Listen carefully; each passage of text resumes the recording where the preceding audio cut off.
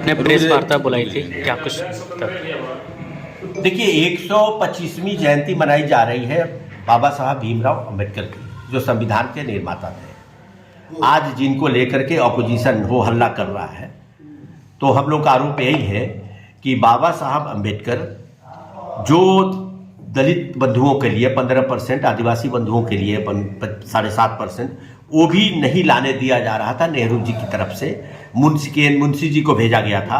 तो बाबा साहब ने बोला कि अगर ये संविधान में इंक्लूड नहीं होगा तो मैं ड्राफ्टिंग कमेटी से भी इस्तीफा देता हूं और लॉ मिनिस्ट्री से भी इस्तीफा देता हूं। वो पहले सरकार के 46 में जो सरकार बनी उसके लॉ मिनिस्टर थे नेहरू जी के साथ। आज जो हो हल्ला मनाया जा रहा है, तो हम लोग का आरोप दूसरा है कि यही बाबा साहब को हराने के लिए नेहरू जी ने 52 में और 54 में उनको हराने के लिए नेहरू जी को खुद सभा करनी पड़ी थी।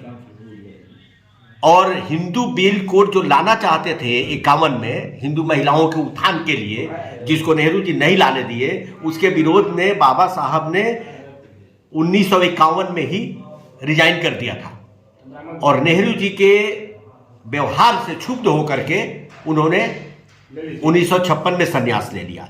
उसके बाद भी कांग्रेस की सरकार 55-60 साल रही, लेकिन बाबा साहब को भारत रत्न नहीं दिया गया। वो भी कब दिया गया? बीजेपी के सहयोग से जो सरकार चल रही थी वीपी सिंह की, उस समय भारत रत्न दिया गया।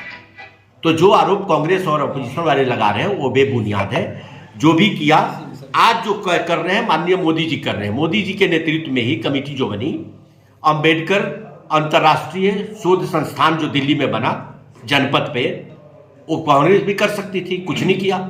5 प्लेस है बाबा साहब जिनका जन्म हुआ था मऊ, शिक्षा हुआ लंदन में, प्राण त्यागे दिल्ली में, मुंबई में रहे, वकालत किए, और नागपुर।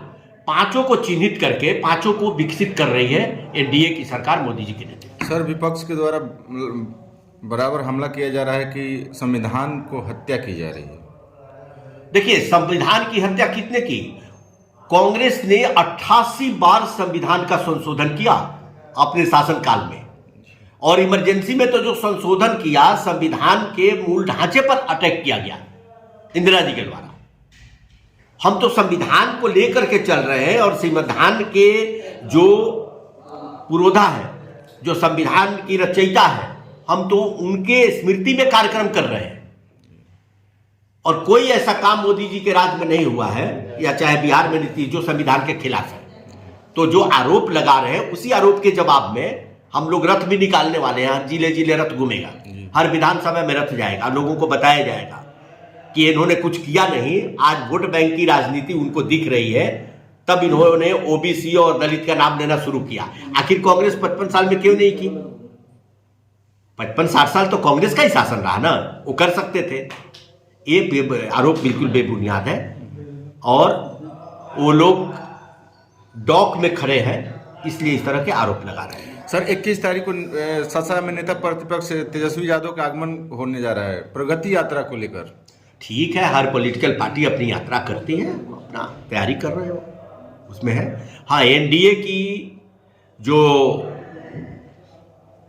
सभी दल के अध्यक्ष बिहार में, जो जिले जिले कार्यकर्ताओं की, बूथ स्तर के कार्यकर्ताओं की बैठक हो रही है। हमारी बैठक यहाँ 30 तारीख को है सासाराम में। उसमें करीब 10-15 हजार की संख्या आएगी, सभी कार्यकर्ता आएंगे और सब पार्टी के अध्यक्ष आएंगे हमारे एनडीए घटक के।